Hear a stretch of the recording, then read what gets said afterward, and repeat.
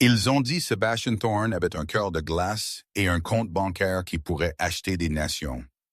L'une des plus superbes femmes mannequins royautés du monde sont descendues sur le domaine Thorne pour le gala d'Obsidienne. Elles ont porté des millions en diamants, prêtes à crier pour son attention, prêtes à saigner pour son amour. Tout le monde a pensé que la gagnante serait celle qui brillerait le plus fort. Ils avaient tort. Pendant que le monde regardait le spectacle, le roi vampire a marché devant les reines criantes et les mondaines désespérées. Il a marché droit jusqu'à la fille en uniforme gris, nettoyant du verre brisé dans le coin. La fille qui n'avait pas dit un seul mot, et quand il s'est agenouillé, le monde a arrêté de respirer. Ceci n'est pas un conte de fées, c'est une chasse. L'invitation est arrivée dans une enveloppe noire en velours scellé avec de la cire de la couleur du sang séché. Ce n'était pas juste une invitation, c'était une convocation. Pour Clara Mitchell, 24 ans, l'enveloppe ne signifiait pas une chance d'amour. Cela signifiait des heures supplémentaires. Clara n'était pas l'une des candidates. Elle était une employée de Prestige Catering, un service haut de gamme basé à Manhattan qui gérait des événements pour les 0,01%. Elle était invisible par conception. Son uniforme était une robe grise ardoise qui était trop lâche. Ses cheveux étaient tirés en arrière en un chignon sévère, et ses yeux, une étonnante et rare teinte violette, étaient habituellement baissés. « Bouge-toi, Mitchell », et aboyait son manager, Greg, claquant ses doigts près de son visage. Le domaine Thorne est à 1 heure. Si nous sommes en retard, la sécurité de M. Thorne ne nous renverra pas seulement. Ils nous mettront sur liste noire de toute la côte Est. Comprends-tu? Clara a hoché la tête silencieusement, hissant une caisse de flûte à champagne en cristal. Elle parlait rarement, non pas parce qu'elle ne le pouvait pas, mais parce qu'elle avait appris à la dure que dans un monde de gens bruyants et puissants, le silence était le seul bouclier qu'elle avait. La destination était le domaine Thorne, un vaste manoir gothique perché sur les falaises de la vallée de l'Hudson, isolé par des miles de forêt dense. Le propriétaire, Sebastian Thorne, était une énigme. Les tabloïds l'appelaient le prince des ténèbres parce qu'il n'était jamais vu avant le coucher du soleil. Il était le PDG de Thorne Biotics, un géant pharmaceutique dont on disait qu'il était sur le point de guérir le vieillissement lui-même. Il avait 32 ans, était incroyablement beau et célibataire perpétuel. Ce soir était le gala d'Obsidienne. Des rumeurs circulaient selon lesquelles Thorne choisissait enfin une femme. Plus de 1000 femmes avaient été présélectionnées. C'était le Bachelor rencontre les Hunger Games dégoulinant de Chanel et de désespoir. Alors que le fourgon de traiteur s'arrêtait devant les immenses portes en fer, Clara a ressenti un frisson qui n'avait rien à voir avec l'air conditionné. Le ciel était d'un violet contusionné alors que le soleil se couchait. « Poste de contrôle », a marmonné le conducteur. La sécurité était plus stricte que le Pentagone. Des hommes en costume noir avec des oreillettes ont scanné chaque carte d'identité. Quand le scanner est passé sur le badge de Clara, la machine a émis un bip grave et discordant. Le garde a froncé les sourcils, tapotant l'appareil. Il a regardé Clara, ses yeux s'attardant sur son cou où une petite cicatrice argentée était cachée par son col. « Problème ?» a demandé Greg en suant. « Pépin système. » Le garde a grogné, bien qu'il n'ait pas semblé convaincu. Il les a fait signe de passer. Restez hors de l'aile ouest. Ce sont les quartiers privés de M. Thorne. Quiconque y sera trouvé sera retiré définitivement. La salle de bal était une caverne d'or et d'obsidienne, des lustres de la taille de voiture pendaient du plafond. Et puis les femmes sont arrivées. C'était une mer de soie rouge, de velours noir et de diamants. Il y avait Veronica St. James, la fille d'un magnat de l'acier, portant une robe qui coûtait plus que tous les revenus de la vie entière de Clara. Il y avait Isabelle Dupont. Dupont, une mannequin française qui avait fait la couverture de Vogue 3 fois cette année. Elles étaient des prédatrices en couture. Le travail de Clara était simple. Garder le champagne coulant et les canapés circulants. Elle a traversé la foule comme un fantôme. Elle a entendu leur conversation, le venin caché dans leur chuchotement. J'ai entendu qu'ils boivent un verre de rouge millésimé rare chaque nuit. Véronica disait à un cercle d'admirateurs, « J'ai apporté une bouteille de la cave de mon père. » 1945. « J'ai entendu qu'il ne boit pas de vin du tout, » Isabelle a répliqué, appliquant du rouge à lèvres rouges sang. « J'ai entendu qu'il a d'autres appétits. » Clara a gardé la tête baissée, offrant un plateau de saumon fumé. Véronica l'a bousculé délibérément fort. Le plateau a basculé. Clara l'a attrapé avec des réflexes éclairs, ne faisant pas tomber une seule miette. Véronica a ricané. « Fais attention, laveuse de vaisselle. Cette robe vaut plus que ton existence. » Clara ne s'est pas excusée. Elle n'a pas parlé. Elle a juste incliné sa tête légèrement et s'est retirée. Les lumières se sont soudainement tamisées. Un silence est tombé sur les 1000 femmes. Les lourdes portes en chêne en haut du grand escalier se sont ouvertes en gémissant. Se racle la gorge. Sebastian Thorne est apparu. Il était plus grand qu'il n'apparaissait dans les magazines. Il portait un smoking qui lui allait comme une seconde peau. Ses cheveux étaient noirs comme l'aile d'un corbeau, tirés en arrière, révélant un visage aux angles aristocratiques et nets. Mais ce sont ses yeux qui ont figé la pièce. Ils étaient sobres, sans fin et complètement ennuyés. Il n'a pas souri. Il n'a pas salué. Il a regardé la mère de beauté en dessous de lui avec l'expression d'un homme regardant un buffet de nourriture dont il n'avait pas faim. Bienvenue. Sa voix a résonné, amplifiée sans microphone. C'était un riche baryton qui semblait vibrer dans les planches du plancher. Vous êtes ici parce que vous croyez que vous pouvez m'offrir quelque chose. Ce soir, nous verrons. Il est descendu des escaliers, la foule s'est séparée comme la mer Rouge. Alors qu'il marchait, des femmes se sont jetées sur son chemin, faisant la révérence, gloussant, touchant son bras. Il s'est déplacé avec une grâce prédatrice fluide, ne reconnaissant personne. Clara se tenait près d'un pilier en marbre, tenant un plateau de verre vide, essayant de se fondre avec la pierre. Elle a ressenti une étrange pression dans sa poitrine, une pulsation dans son sang. Sébastien s'est arrêté. Il était à 20 pieds, entouré par Isabelle et Véronica. Mais il s'est arrêté net.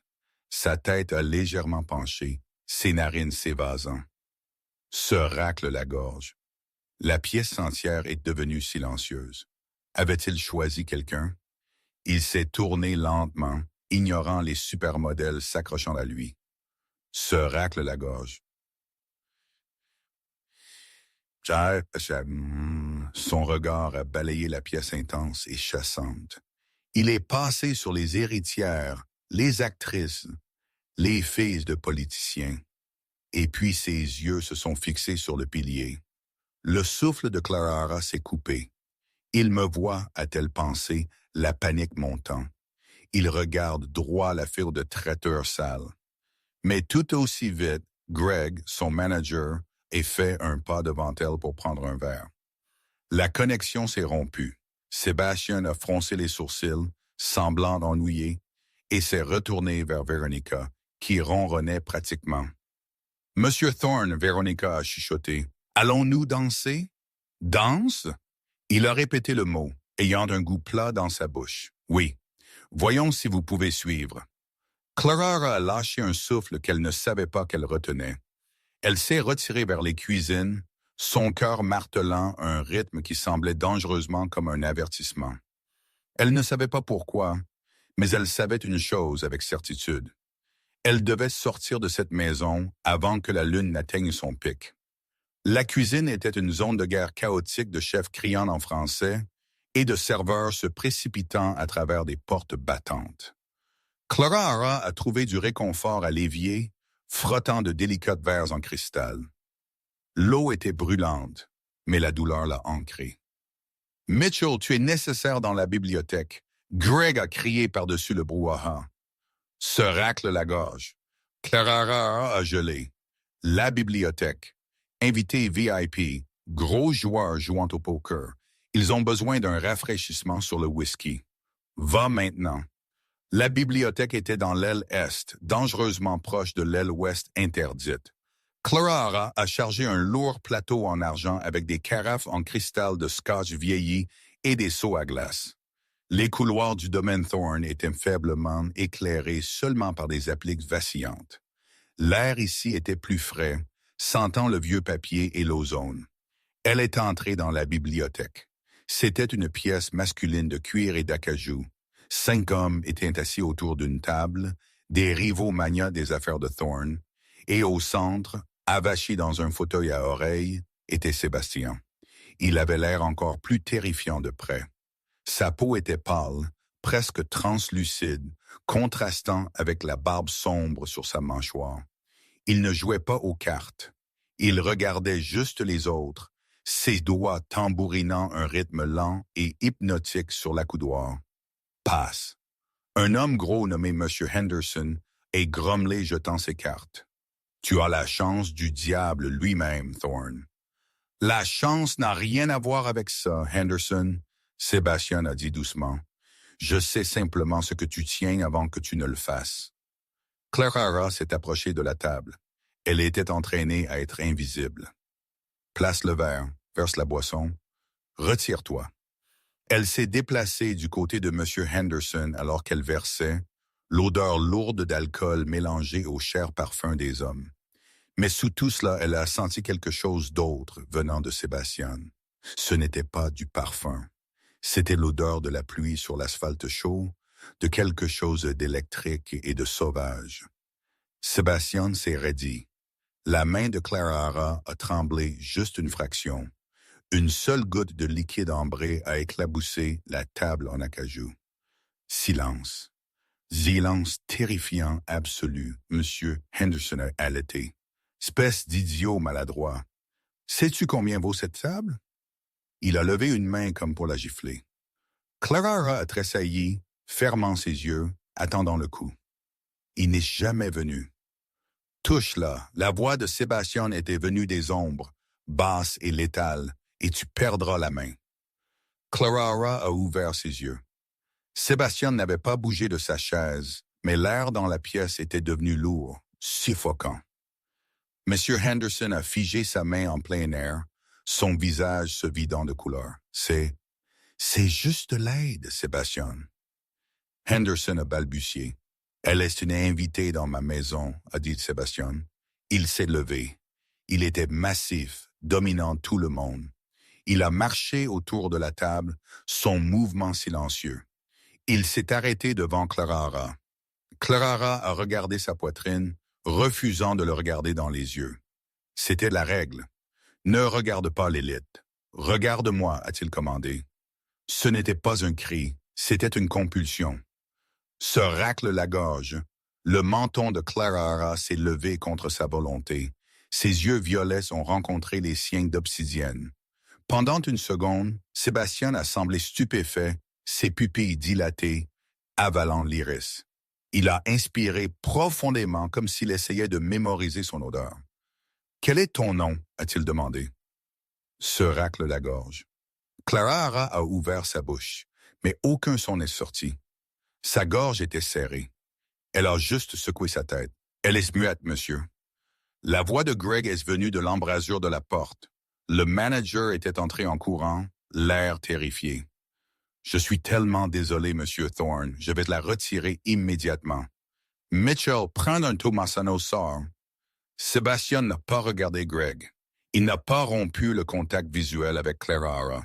« Je ne t'ai pas demandé, » a-t-il dit à Greg, le congédiant d'un geste de la main qui a envoyé une rafale de vent littérale claquant les lourdes portes de la bibliothèque au visage de Greg.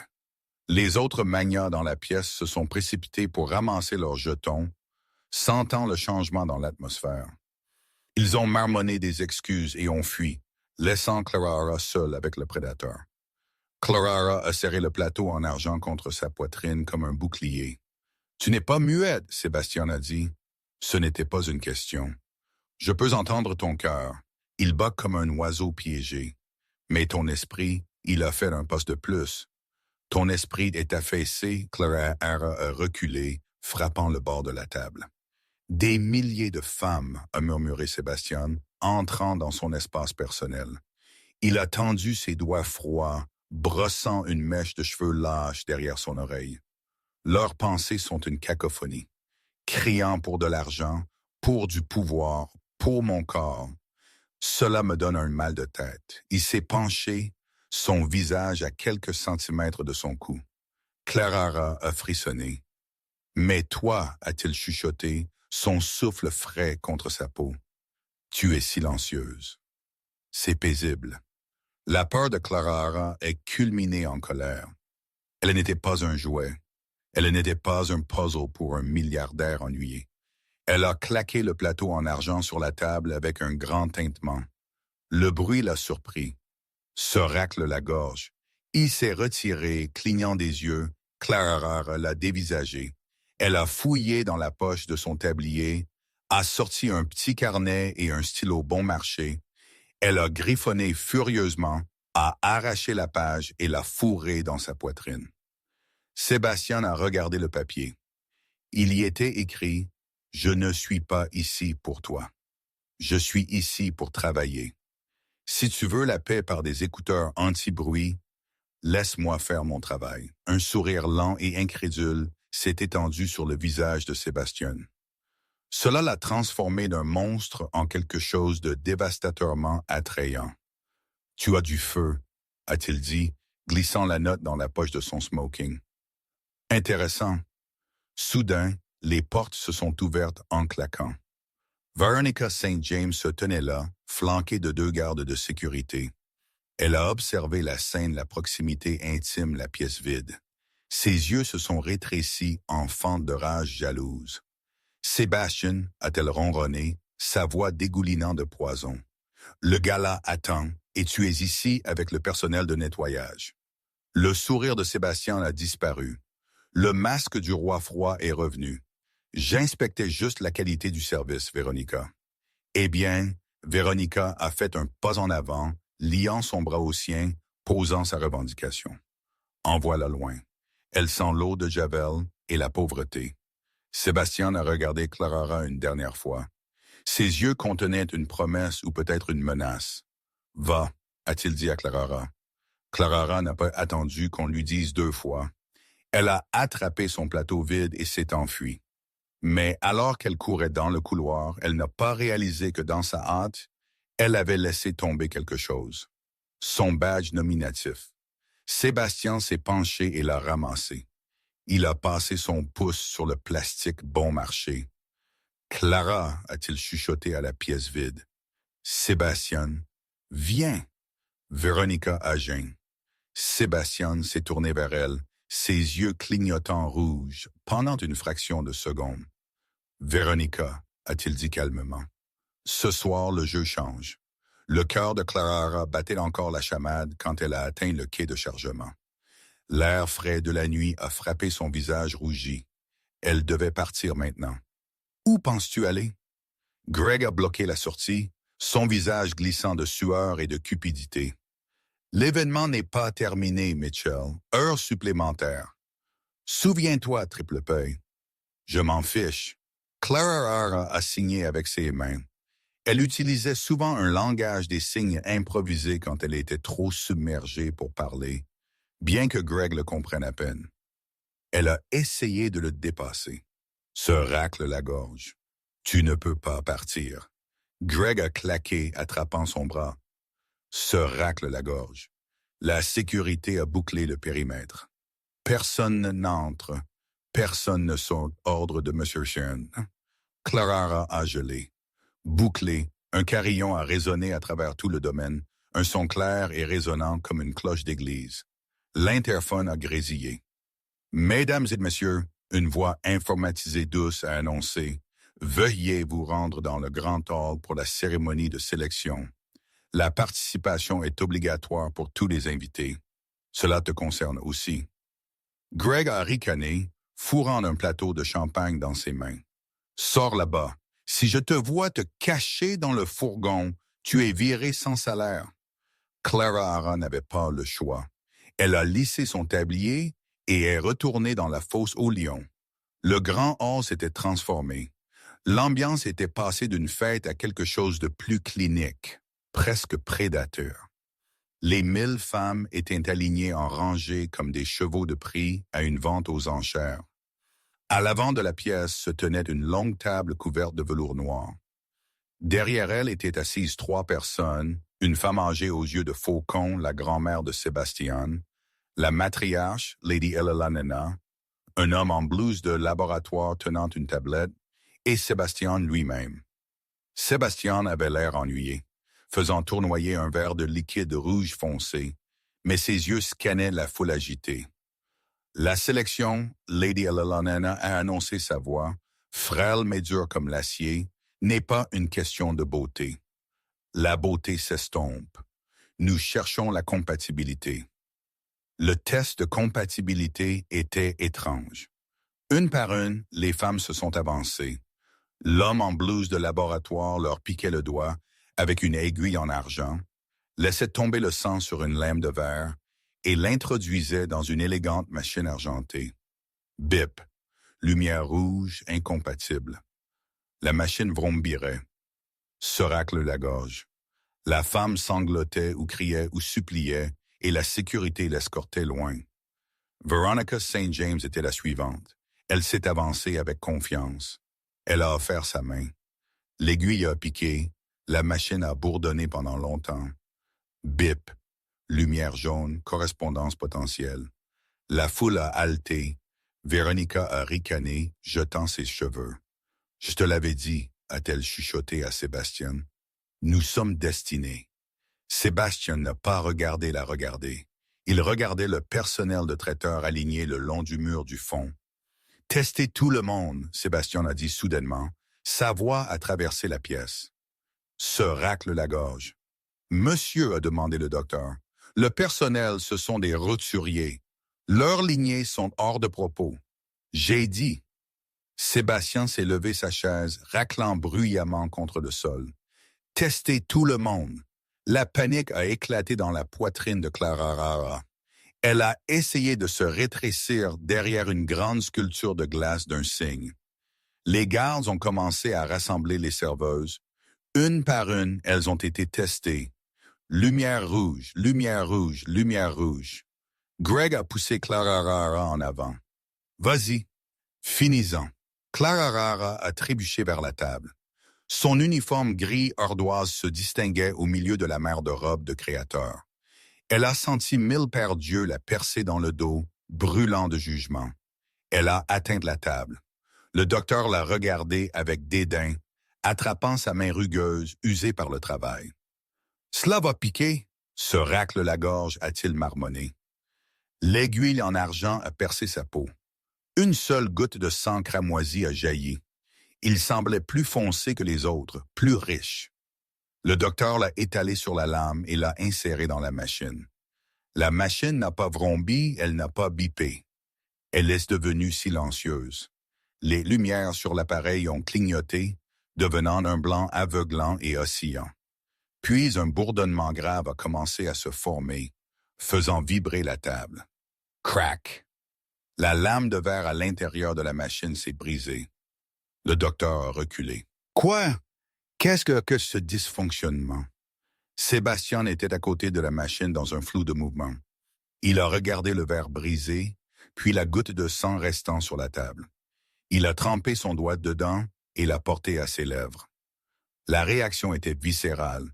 Les yeux de Sébastien se sont révulsés, sa peau a rougi d'une couleur soudaine. L'air autour de lui semblait crépiter d'électricité statique. Il a regardé Clara. L'ennui était parti. Se racle la gorge. À sa place était une faim si brute, si intense qu'elle lui a fait fléchir les genoux. « Videz la pièce », Sébastien a commandé. Sa voix était un grognement. « Sébastien. » Se racle la gorge. Lady Eleanor s'est levée. « Tu ne peux pas être sérieux. Elle est une servante. J'ai dit, videz la pièce. » Sébastien a rugi. Les lustres ont tremblé. Des ampoules ont explosé, faisant pleuvoir du verre sur les mondaines hurlantes. Le chaos a éclaté. Des femmes se sont piétinées pour atteindre les portes. Les gardes ont crié des ordres. Dans la cohue, Clara a vu sa chance. Elle n'a pas attendu pour savoir pourquoi son sang avait cassé la machine. Elle s'est retournée et a couru non pas vers la sortie qui était bloquée par la débandade, mais vers les couloirs de service dans le ventre du manoir. Elle devait se cacher. Clara a couru jusqu'à ce que ses poumons brûlent. Elle s'est retrouvée dans l'aile ouest, la zone interdite. Les couloirs ici étaient bordés de portraits d'ancêtres qui tous ressemblaient à Sébastien, pâle, net, prédateur. Elle s'est faufilée dans une pièce qui ressemblait à une véranda. Le clair de lune passait à travers le plafond de verre, illuminant des rangées de fleurs rares et vénéneuses. Eh bien, la petite souris pense qu'elle peut se cacher. Clara s'est retournée. Veronica St. James se tenait dans l'embrasure de la porte. Elle n'était pas seule. Deux robustes gardes de sécurité des hommes que Clara reconnaissait comme étant sur la paix personnelle de Veronica, pas de Thorne, la flanquaient. Veronica tenait un collier de diamants dans sa main. C'était un collier ras du cou de rubis et de diamants, valant probablement 5 millions de dollars.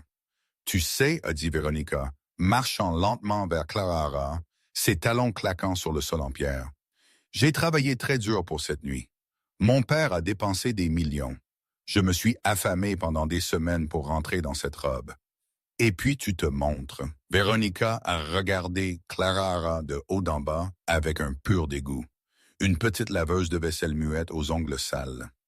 Je n'ai pas demandé ça, Clara. Clara a signé frénétiquement. Je m'en fiche, Veronica a claqué. Elle a jeté le collier. Il a atterri aux pieds de Clara. Attrapez-la. Veronica a ordonné aux gardes. Les hommes ont bougé vite. Clara a essayé d'esquiver, leur lançant un lourd pot en céramique, mais ils étaient des professionnels entraînés.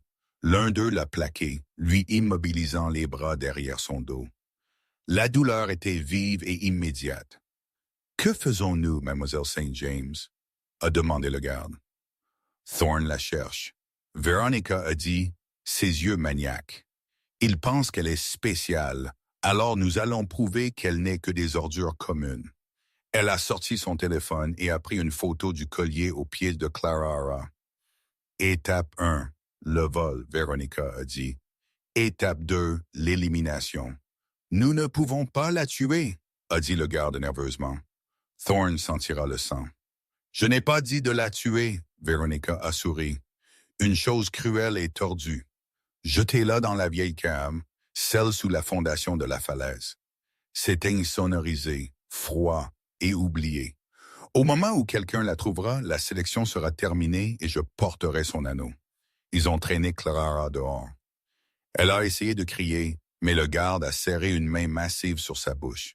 Ils se sont déplacés à travers des passages secrets de service, descendant de plus en plus profondément dans la terre. L'air est devenu glacial. L'odeur de terre humide et de pourriture a rempli son nez. Ils ont atteint une lourde porte en fer qui semblait n'avoir pas été ouverte depuis un siècle. Le garde l'a ouverte en la jetant. L'obscurité a bâillé à l'intérieur. S'il te plaît, Clara a réussi à haleter alors que la main quittait sa bouche. Il saura. Il n'entendra rien, Veronica a chuchoté, se penchant de près. Parce que tu n'es personne, ils l'ont poussé dedans. Clara est tombée lourdement sur le froid sol en pierre, s'écorchant les genoux. Clac! La porte en fer s'est refermée avec un bruit métallique. Le son de la serrure tournant était final. Obscurité totale. Clara s'est précipitée vers la porte, la frappant avec ses poings. « À l'aide! Aide-moi! » Mais le silence de la terre profonde a avalé ses cris. Elle était enterrée vivante dans la maison du vampire. Sébastien a traversé le manoir en déchirant. Il bougeait si vite qu'il était un flou pour l'œil humain. Ses sens étaient réglés au maximum. Il pouvait entendre le battement de cœur d'une souris dans les murs. Il pouvait sentir le parfum de chaque femme qui avait fui la salle de bal. Mais il ne pouvait pas la trouver. Le silence était parti. Le vide apaisant et magnifique qui était l'esprit de Clara avait disparu, remplacé par la panique chaotique des invités. Où est-elle? Sébastien a attrapé Greg par le col, soulevant l'homme adulte à 3 pieds du sol d'une main. Je ne sais pas, monsieur. Elle s'est enfuie. Elle a probablement volé quelque chose et s'est enfuie. Greg a couiné. Si elle est blessée, Sébastien a dit, sa voix terrifiante de calme. Je démantèlerai ta compagnie brique par brique. Il a laissé tomber Greg et a fermé ses yeux. Concentre-toi, s'est-il dit. Trouve le silence. Il a ignoré le bruit. Il a filtré les sanglots des candidats rejetés, les sirènes des voitures de police arrivant dehors. Il a poussé ses sens profondément dans la pierre du domaine. Et puis il l'a senti, faible, une pulsation de peur, mais silencieuse. Cela venait d'en dessous de la terre, la vieille cave. Les yeux de Sébastien se sont ouverts brusquement. Il brillait d'un cramoisi violent. « Véronica » a-t-il sifflé. Il pouvait sentir le parfum griffu de Véronica traînant vers l'entrée de la cave. Clara tremblait violemment. Cela faisait des heures. Le froid dans la cave était profond jusqu'aux os. Elle était recroquevillée dans un coin, sa robe grise, n'offrant aucune chaleur contre l'humidité glaciale. Sa cheville était tordue à cause de la chute. Elle avait pleuré jusqu'à n'avoir plus de larmes. « C'est comme ça que je meurs », a-t-elle pensé, seule dans l'obscurité. Soudain, un son. Boum! La lourde porte en fer a tremblé. Boum! Le métal a gémi. Les charnières ont crié en signe de protestation. Crash! La porte ne s'est pas juste ouverte. Elle a été arrachée de son cadre. Elle a volé à travers la pièce et s'est écrasée contre le mur du fond. Une silhouette se tenait dans l'ouverture, rétro-éclairée par les lumières du couloir. Clara. La voix était rauque, désespérée. Clara a essayé de parler, mais ses dents claquaient trop fort. Elle a laissé échapper un petit gémissement. Sébastien était là en un instant. Il ne se souciait pas de la saleté.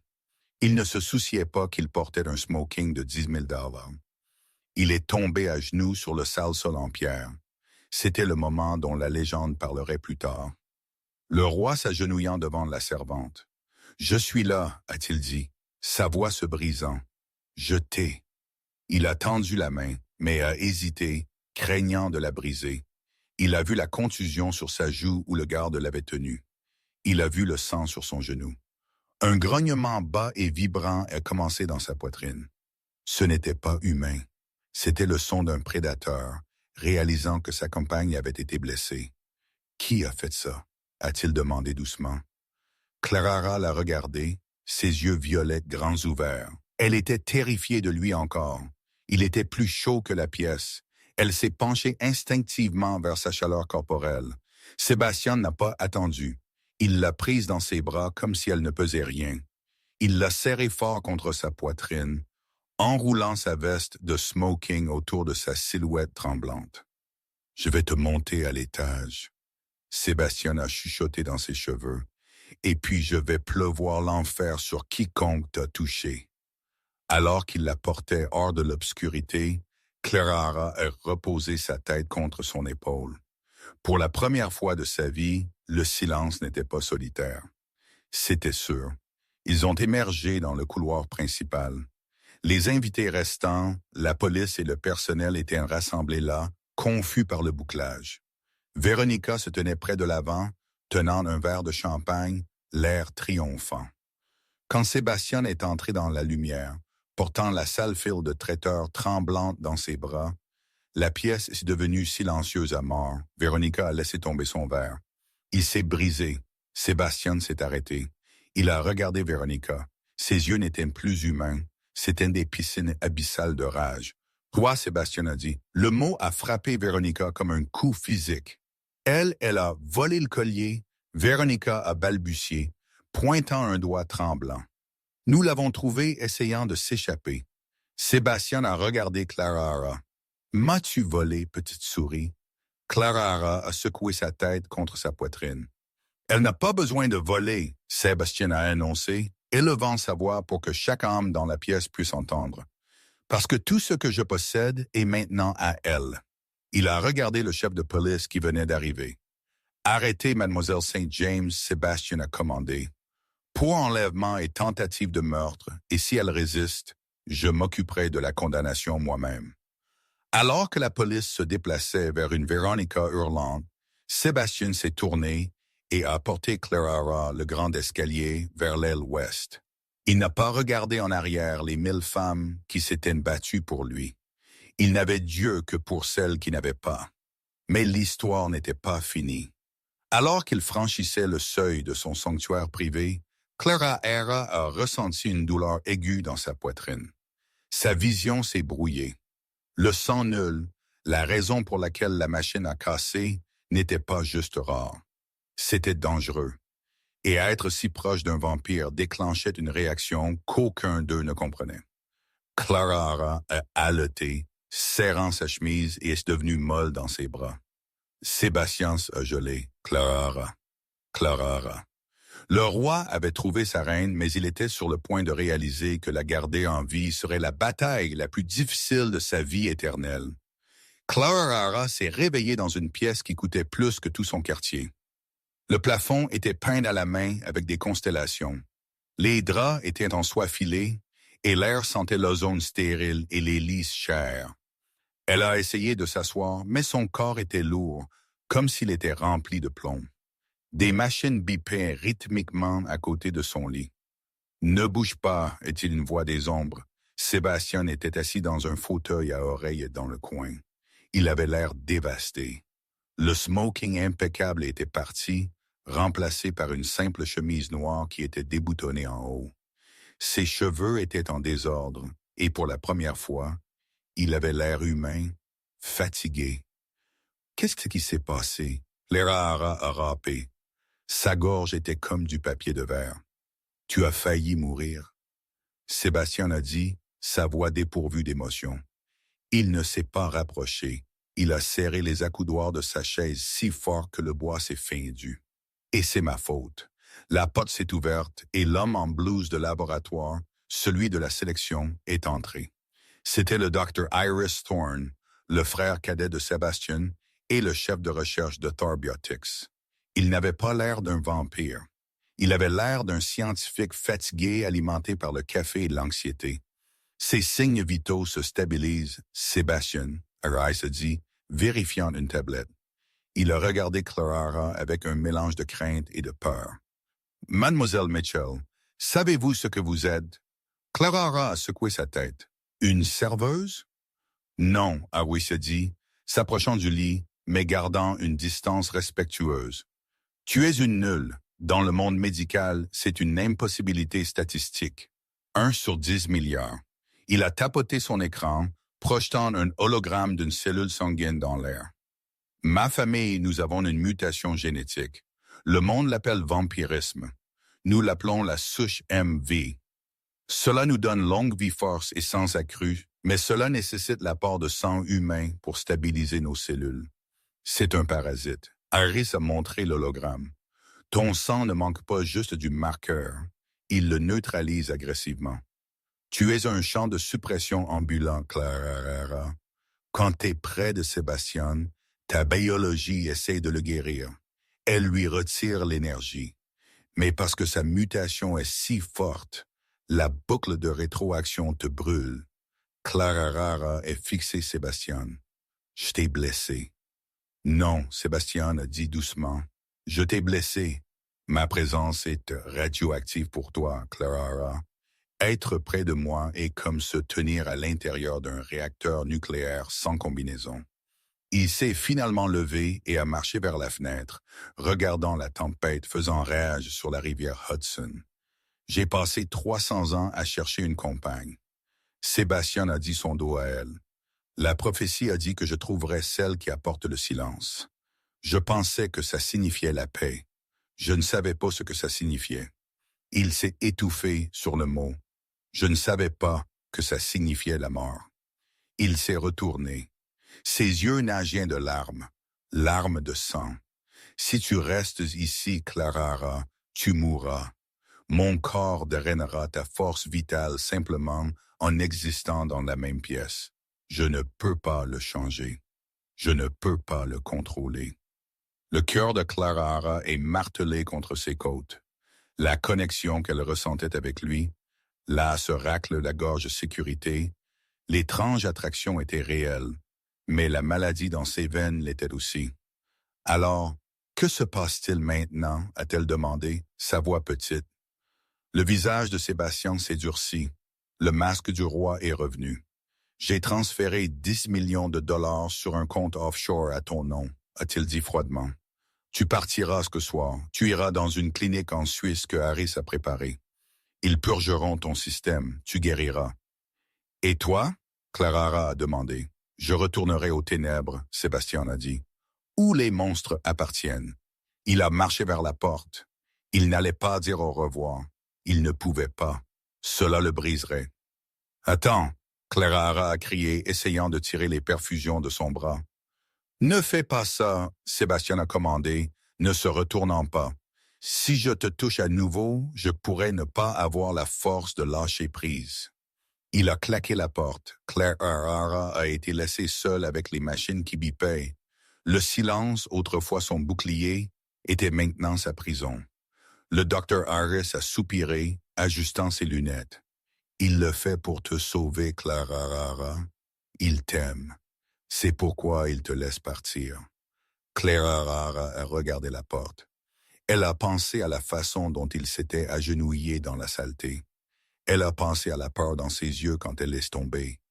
Elle s'est souvenue de la note qu'elle lui avait écrite. « Je ne suis pas ici pour toi. » Mais je le suis, a-t-elle réalisé. Je suis la seule qui peut le gérer. Dr. Thorne, Clara a dit, sa voix gagnant en force. Tu as dit que je suis une nulle, que mon sang neutralise le tien. Oui, Harris a dit avec lassitude. Alors Clara s'est assise, ignorant les vertiges. Si son sang est le virus et le mien est le remède, que se passe-t-il si nous les mélangeons? Harris a gelé. Il a regardé la tablette. Il a regardé Clara. Ses yeux sont devenus grands. Nous n'avons jamais testé ça. C'est interdit. La fusion sanguine, c'est un mythe. Il dit que si un roi vampire partage du sang avec une nulle, il ne s'annule pas. Que se passe-t-il? Clara a exigé, Gutierrez a chuchoté. Ils deviennent quelque chose de nouveau. Mais le traumatisme de la transfusion, cela arrêterait ton cœur. Tu devrais mourir cliniquement pendant 3 minutes pour accepter sa souche. Clara a arraché les perfusions de son bras. Du sang a coulé sur les draps de soie. « Va le chercher », a-t-elle ordonné. La tempête qui a battu les falaises de la vallée de l'Hudson n'était pas juste la météo. Cela ressemblait à une manifestation de la ruine interne de Sébastien Thorne. Il se tenait sur le précipice de la paroi rocheuse déchiquetée, la pluie trempant sa chemise noire, la collant à sa peau. En dessous, la rivière s'agitait noire et violente. Pendant 300 ans, Sébastien avait marché la terre comme un prédateur, un roi, un dieu parmi les insectes. Il avait accumulé une richesse qui rivalisait avec des nations et des secrets qui pourraient renverser des gouvernements. Il s'était cru invincible. Il avait tort, il n'était pas invincible. Il était juste solitaire. Et maintenant qu'il avait goûté au remède à cette solitude, le silence profond et magnifique de l'esprit de Clara Mitchell, la perspective de retourner au bruit était insupportable. Sébastien.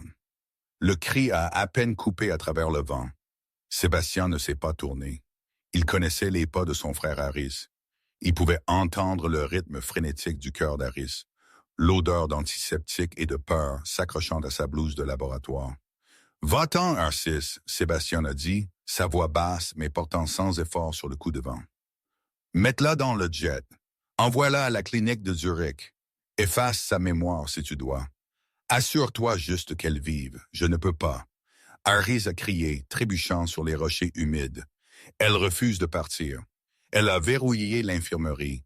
Elle accède aux archives. Sébastien, elle cherche la fusion sanguine. Sébastien a gelé. La pluie a semblé s'arrêter en plein air. Il s'est retourné son visage un masque de pâleur terrifiante. Ses yeux brillants d'un rouge faible et dangereux dans l'obscurité. Tu lui as dit. Sébastien a rugi. Le son a fendu une branche d'arbre proche. C'est un mythe.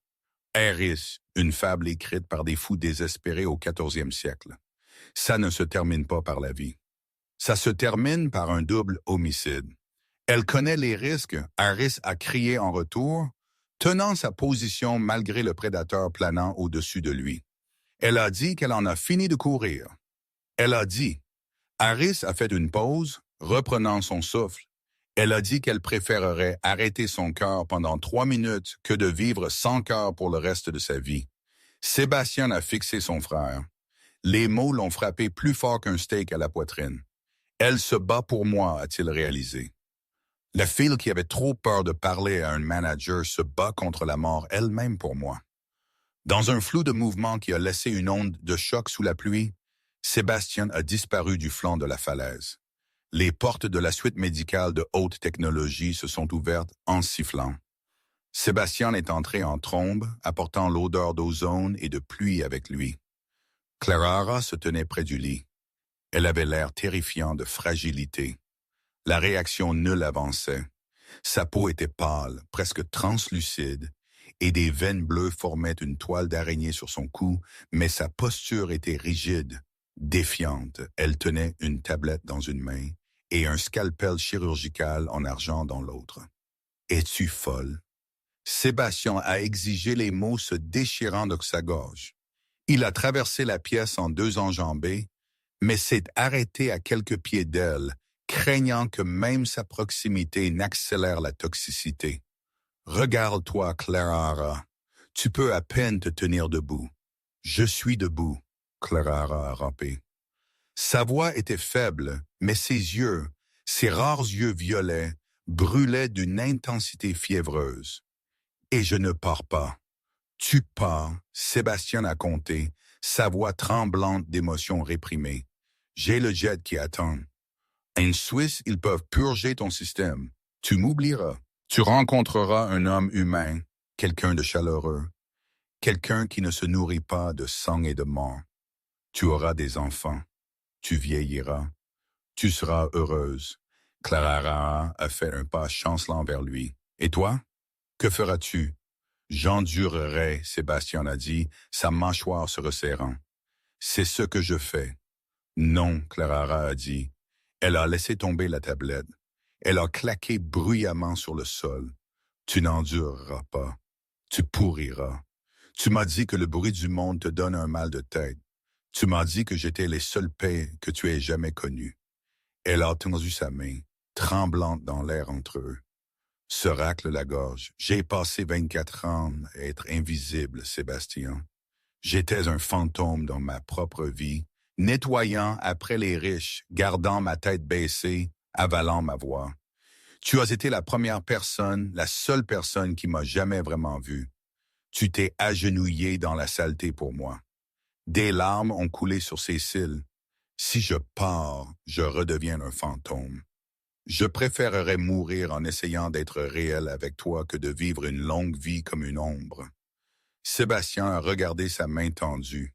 Chaque instinct de son corps lui criait de courir pour la sauver de lui-même. Mais son âme, la partie de lui qu'il pensait morte il y a des siècles, était attachée à son docteur. Eris a couru dans la pièce haletant, serrant un défibrillateur portable et un chronomètre. Il a regardé entre eux deux, voyant l'objet inamovible, rencontrant la force imparable. « Si nous faisons ça, » Harris a dit, sa voix, clinique mais terrifiée. « Nous devons le faire maintenant. » Ses signes vitaux baissent. Elle a peut-être 10 minutes avant que l'empoisonnement nul ne cause une défaillance organique. Sébastien a regardé Harris, puis est revenu à Clara. Il a vu le scalpel dans sa main. La fusion sanguine. Sébastien a chuchoté les mots goûtant comme de la cendre. Cela nécessite une défaillance systémique totale. Nous devons arrêter ton cœur, Clara. Tu dois mourir cliniquement. Si la mutation ne prend pas, tu ne te réveilles pas. Je te fais confiance, Clara a chuchoté. Sébastien a réduit la distance. Il ne se souciait plus du rayonnement. Il a saisi son visage dans ses mains, ses pouces traçant ses pommettes. Il a regardé dans ses yeux, les mémorisant. « Si tu ne reviens pas, » Sébastien a juré, sa voix se brisant, « je déchirerai ce monde. Je brûlerai le ciel. Me comprends-tu? Je reviendrai, a-t-elle promis. Elle lui a tendu le scalpel. Sébastien a pris la lame d'argent. Elle semblait impossibly lourde. Il s'est assis sur le bord du lit et Clara s'est assise en face de lui. Ils ont entrelacé leurs jambes. Holmes, Iris a instruit sa voix tremblante alors qu'il connectait Clara au moniteur cardiaque. Bip, bip, bip. Le rythme était trop rapide, trop erratique. Sébastien a tendu sa main gauche. Clara a tendu sa droite. « Je t'aime », Sébastien a dit. C'était la première fois qu'il l'avait dit. Il voulait que ce soient les derniers mots qu'elle entende si l'obscurité l'emportait. « Je t'aime », Clara a répondu. Sébastien n'a pas hésité. Il a tranché sa paume en diagonale. Un sang épais, foncé, cramoisi a jailli le sang ancien et puissant de Jaime. Il a tourné la lame et a tranché la paume de Clara. Son sang était plus clair, plus fin, humain. Il a laissé tomber le scalpel et a pressé leurs mains blessées ensemble, les doigts s'entremêlant, les bloquant dans une poigne de fer. « Ferme tes yeux », Sébastien a commandé doucement. Pendant 10 secondes, il n'y a eu rien, juste le son de la pluie contre la vitre et le bip frénétique du moniteur. Puis la réaction a frappé. Elle n'a pas commencé comme une étincelle. Elle a commencé comme un son, un bourdonnement grave et résonnant qui semblait venir de la moelle de leurs os. L'air dans la pièce est devenu lourd, chargé d'électricité statique. Les lumières au-dessus vont clignoter et se sont éteintes, les plongeant dans la semi-obscurité, éclairées seulement par la foudre à l'extérieur et la lueur des moniteurs médicaux. Clara est haletée, son dos s'arquant. Ses yeux se sont ouverts en grand, mais ils étaient entièrement blancs. « Sébastien !» a-t-elle crié. C'était un cri d'agonie de sa biologie étant réécrite cellule par cellule. « Je t'ai !»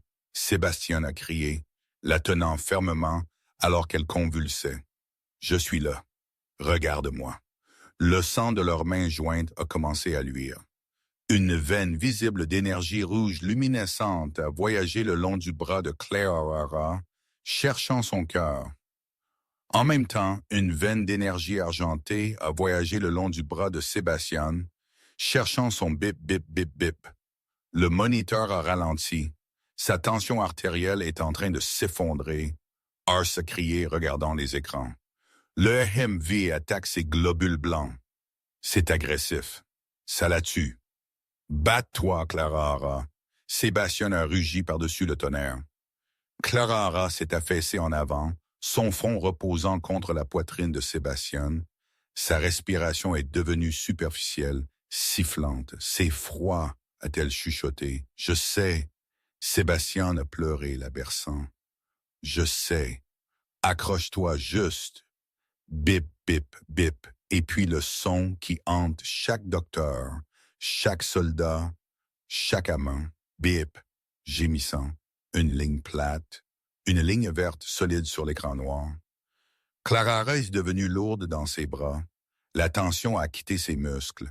Sa tête s'est balancée en arrière. Temps. Harris a cliqué le chronomètre. 23h42. Elle est cliniquement morte. Sébastien a senti la connexion dans son esprit. Le silence s'est soudainement étendu en un vide infini terrifiant. Elle était partie. La lumière était éteinte. Commence le compte, Sébastien a chuchoté. Il n'a pas lâché sa main. Le sang se mélangeait encore, l'énergie lumineuse pulsant plus lentement maintenant, s'enfonçant avec le fantôme d'un rythme. « 1 minute !» Iris a crié. La réaction est à 30%. Ses cellules acceptent de la greffe. Sébastien a fixé son visage. Il devenait gris. La vie s'écoulait, remplacée par l'immobilité d'une statue. Il a ressenti une douleur fantôme dans sa propre poitrine, comme si son cœur essayait de battre pour eux deux.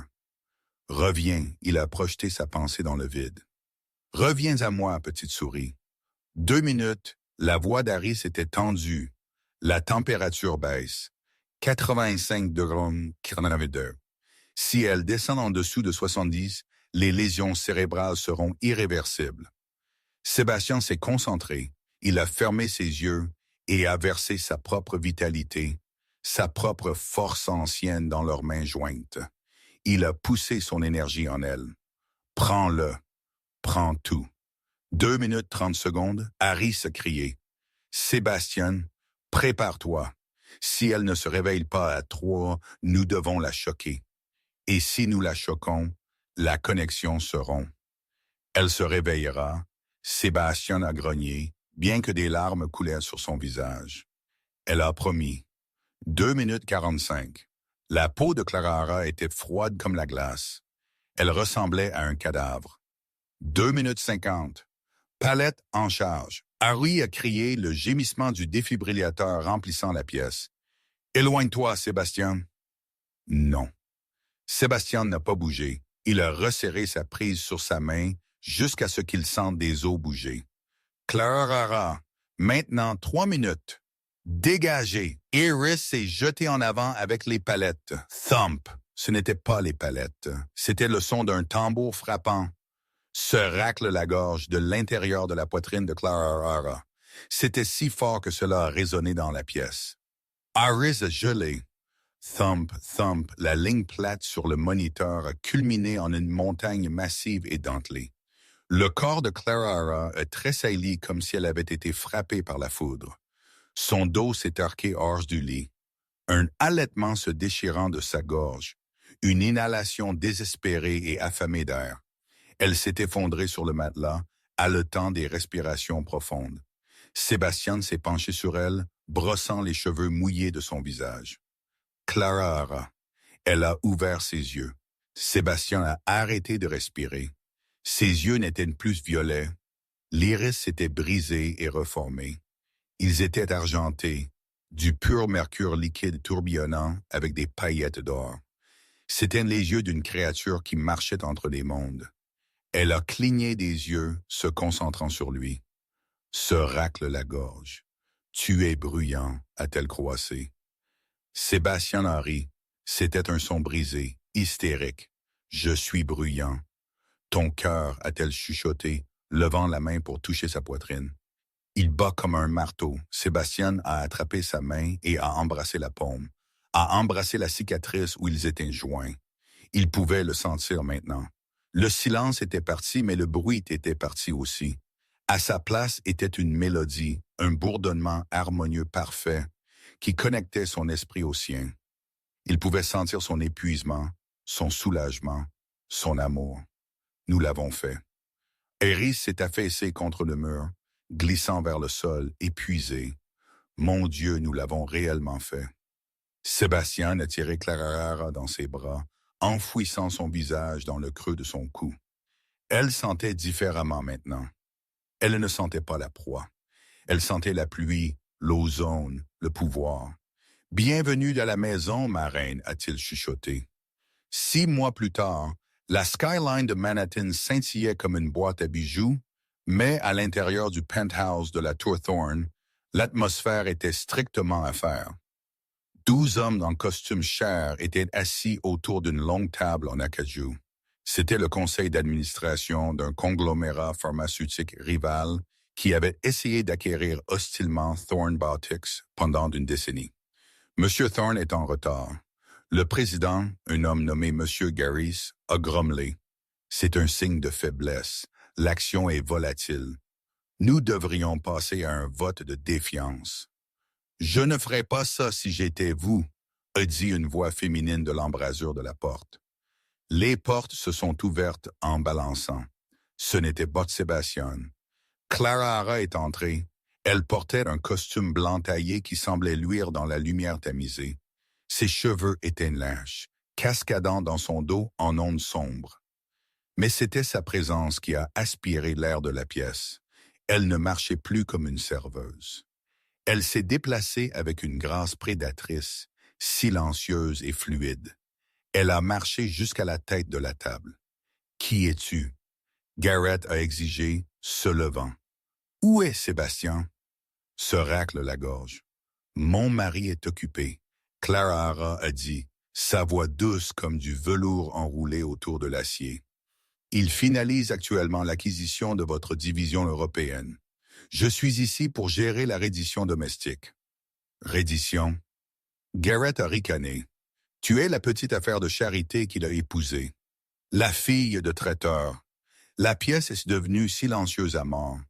Clara n'a pas crié. Elle n'a pas cligné des yeux. Elle a lentement retiré ses lunettes de soleil, révélant des yeux d'argent étonnants et scintillants. Elle a regardé Garris. Garris a soudainement attrapé sa poitrine. Il a haleté, tombant en arrière dans sa chaise. Il n'avait pas une crise cardiaque. Il était submergé par une vague de silence soudaine et écrasante. Ses pensées, habituellement un désordre chaotique d'avidité, étaient soudainement étouffées. Il s'est senti petit. Il s'est senti comme une proie. Je suggère que vous signiez les papiers, Monsieur Garris, Clara a dit doucement, avant que je ne décide de renégocier les termes. Garris, pâle et en sueur, a tendu la main vers le stylo avec une main tremblante. Il a signé. Clara a souri. S'il vous plaît, faire des affaires. Ou elle s'est retournée et est sortie. Sébastien l'attendait dans le couloir, appuyé contre le mur, l'air à couper le souffle dans un pull gris décontracté. Il avait l'air plus sain maintenant. Sa peau avait une nuance dorée chaude. La fusion avait fonctionné des deux côtés. Son sang l'avait ancré, freinant la faim insatiable, lui permettant d'exister sans le poids constant de l'obscurité. Se sont-ils bien comportés? Sébastien a demandé, se poussant du mur pour la rejoindre. Finalement, Clara a répondu, glissant sa main dans la sienne. Ils ont marché vers l'ascenseur privé, le prenant jusqu'au jardin sur le toit. La ville s'étendait en dessous d'eux, une grille de lumières et de bruit. Clara s'est appuyée contre la balustrade, regardant les rues où elle marchait pour aller travailler, invisible et fatiguée. « Le manques-tu » Sébastien a demandé, enroulant ses bras autour de sa taille par derrière, posant son menton sur son épaule. Manquer quoi? Être invisible. La sécurité de cela. Clara a touché le collier de rubis à sa gorge, celui que Véronica avait essayé de la détruire avec, maintenant son bijou préféré. Elle a fermé ses yeux, écoutant le bourdonnement de la ville et le bourdonnement plus fort et constant de l'âme de Sébastien, connectée à la sienne. Non, Clara a dit. Elle s'est tournée dans ses bras, levant les yeux vers le roi vampire qui lui avait donné le monde. Je n'ai jamais été invisible, Sébastien. Tout le monde était juste aveugle. Sébastien a souri, se penchant pour l'embrasser. Longue vie à la reine. Et voilà. La saga de la fille silencieuse et du roi vampire. D'un désastre, de salle de traiteur à un amour qui a défié la mort elle-même. C'est un rappel que parfois la personne la plus silencieuse dans la pièce est celle qui détient tout le pouvoir. Clara a prouvé que tu n'as pas besoin de crier pour être entendu. Tu as juste besoin de trouver la seule personne qui sait l'écouter. Si cette histoire t'a donné des frissons, s'il te plaît, appuie sur ce bouton « J'aime ». Cela soutient vraiment la chaîne et dit à l'algorithme que tu veux plus de drames romantiques. Assure-toi de t'abonner et d'activer la cloche de notification pour ne pas manquer notre prochaine histoire. Je pense à faire une intrigue de vengeance de mafia ensuite, ou peut-être une histoire de garde du corps loup-garou. Fais-moi savoir dans les commentaires laquelle tu préférerais. Merci d'avoir regardé et souviens-toi, ne sous-estime jamais les silencieux.